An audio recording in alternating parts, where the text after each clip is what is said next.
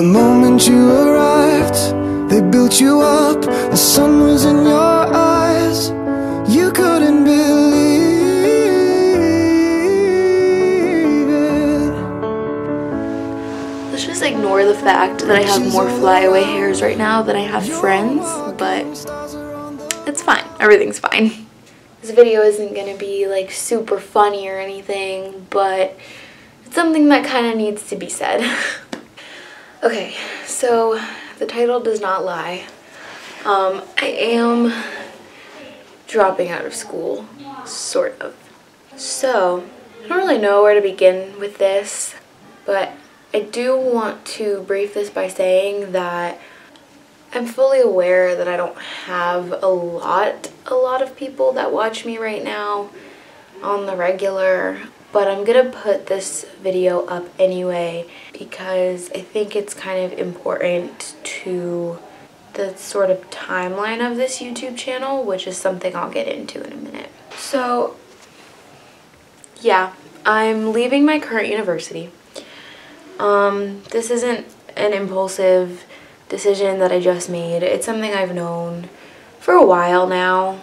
I've known that I wasn't going to graduate from this university since I started this channel, and after the first couple videos, by that point in my life, I kind of knew that this was going to be my last semester there.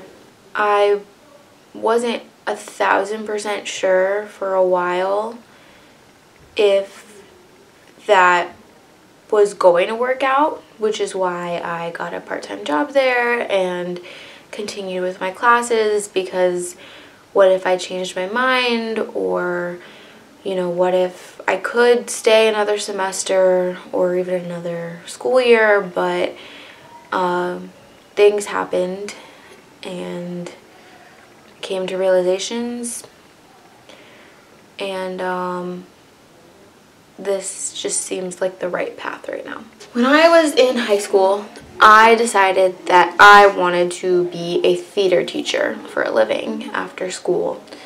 And I found a real passion for teaching, and I've always had a passion for theater and acting. And so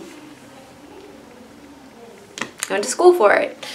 I picked a liberal arts school. I won't say the name of that school. It doesn't take a rocket scientist to figure it out, because I've worn like spirit wear in videos, and I've talked about the location of the school. I mean, it's really not hard, and most of the people that watch my channel right now go to my school.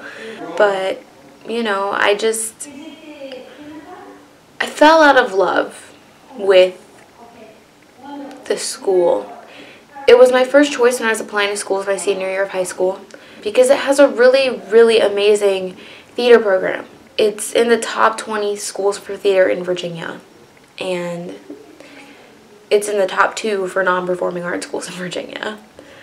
And they have a 5-year Master of Arts in Teaching program, so I wouldn't have to go through 6 years of school, I'd only have to go through 5, and it just seemed perfect. And if I was still planning on pursuing theater education, it would be perfect. But I've had, I don't want to say a change of heart, because I think this has always been how I felt, but I'm finally letting myself pursue what I want to pursue. My first semester at this school was really great, like pretty much perfect. I did really well. I went to most of my classes most of the time, and I made some really amazing friends, and I built stronger connections with the friends I already had, and I really blossomed, and I was thriving. In the second semester, my social life was doing really well still, but academic-wise, I noticed myself feeling less motivated. And finally, over the summer, I started to think, and I started to sort of realize that I'm putting all of this time and energy and effort into something that isn't really worth all the time and energy and effort. At least for me.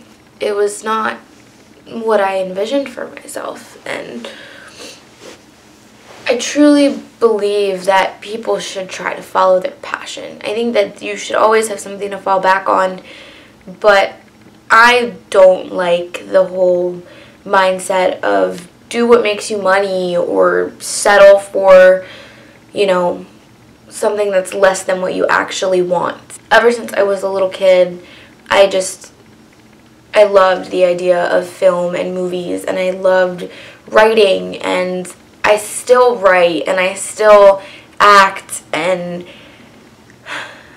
I couldn't fall back in love with the teaching aspect no matter how much I tried, because once, you know, this idea was in my head, I just sort of stopped caring about it. I have decided that it is time for me to stop settling and stop compromising and trying to please everyone else. About 9 months ago, I had the worst heartbreak of my entire life.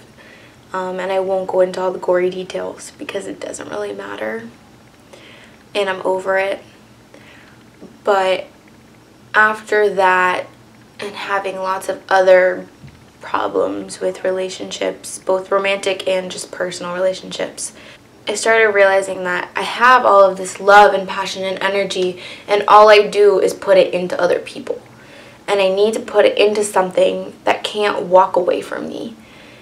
And when I started writing articles for her campus, and I started creatively writing for pleasure, and I started making these little videos, I felt that same love and passion that I had felt for all of these people in my life, and it kind of filled the empty void that was left when I had my heart broken. I think that I just realized I was holding myself back. I went to liberal arts school because my parents wanted me to go to liberal arts school, and I decided I would teach theater instead of just have a career in acting because that's more safe. But at the end of the day, it's not where my heart is. So I made a vlog about it. I went to LA a little over a month ago. And I did go to see Byron and see the city, but I also went there to look at schools. And I've really fallen in love with 2 different film schools out there. And I'm applying to both of them, and I'm hoping to start next fall. I am taking the next semester off to work a full-time job, to work on my music, to work on my acting, to work on my YouTube channel, to work on my mental health, and that's what I'm gonna do. The whole reason I really started this YouTube channel was to hopefully show that a girl from a small town who started from literally almost nothing can make something of herself. My biggest inspiration of all time is Shane Dawson. What's cracking, YouTubers? In case you don't know me, my name is Shane. Nice to meet you. Hey gutter sluts and bubble butts! If you don't know who Shane Dawson is, what frickin' rock are you living under? Hey, what's up, you guys? Yes! First, he did his video with Kathy Griffin where he talked about, you know, when he first started YouTube and how he knew that if he really put his all into everything that he did, that he could make something of himself and get somewhere, and he did. The more real you are is why you have those followers. Yeah. And they didn't leave you. The last thing I would like to see is for you to hold back, because that's why we love you, and it's your bread and butter, but it's also who you really are, and people can snuff that out a mile away. And then he did his series with Jeffree Star. So this is actually the first room I ever entered when I had my very first meeting to present my ideas to the owner and the creative director. And we sat right here and I told her my vision, and they don't really take on a lot of new clients a lot of the time, or someone that's smaller. So I just took a risk, and they fully got my vision right away, and they were so excited. And Jeffree talked about, you know, if someone's not going to produce this for me, if someone's not going to do this for me, then I'm going to do it myself, and it's not going to be perfect, but I did it. And I realized that I couldn't just sit around and wait for opportunities to be handed to me, that I needed to go and start somewhere. And as of right now, I believe I have 34 subscribers. I'm really not anywhere yet with this, but I'm trying, and that's what matters, is that I am, at least I can say that I tried. I have this really good friend of mine She's like one of my best friends, been one of my best friends since 6th grade. So what's that, like 8 years? And I was out with her like a month or so ago, and we went out to get dinner. And she's currently in school for nursing. But in high school, she was like this really like punk guitar kid. And I remember asking her, if you had the opportunity to go on like a world tour with like a band or something and play guitar for them, but it meant that you had to drop all of your schooling and everything, would you do it? And she said, probably not, because my heart is with medicine.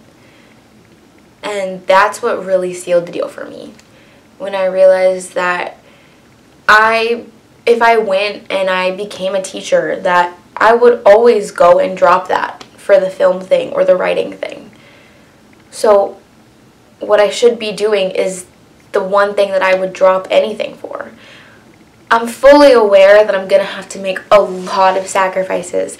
My financial situation is going to be just less than satisfactory, and honestly, I don't really know what I'm doing. This is really, really scary, but I would live out of my car in LA if I had to, if it meant that I was going to get to go to school and do what I love. I just can't seem to find the same passion for anything that I find in this, and I need to stop being so selfless and stop putting others before myself. And people say that it's not a bad thing to be selfless, but I don't think it is. I think that if you're constantly a selfish person, then yeah, you're a selfish person. But I think that sometimes you need to do something for yourself. I always just thought, you know, I'll just take care of everybody else and I don't need to worry about me. All of my stuff will fall into place, and it crashed and burned.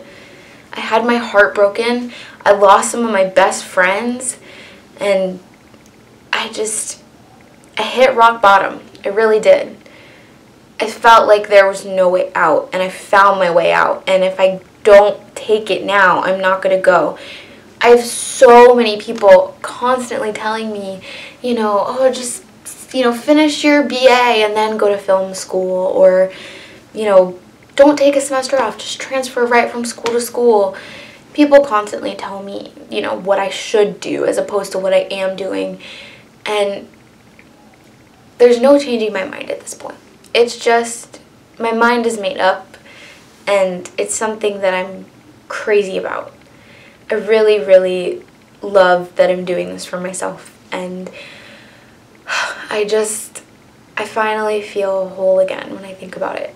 When I went to LA, I remember getting a message from that same friend who talked about the nursing thing, and she said, when I look at the pictures of you in California, it's the first time that you just look so happy. Like, not like you're smiling and posing for a picture, but you look genuinely carefree and happy with where you are. And I was like, you're right.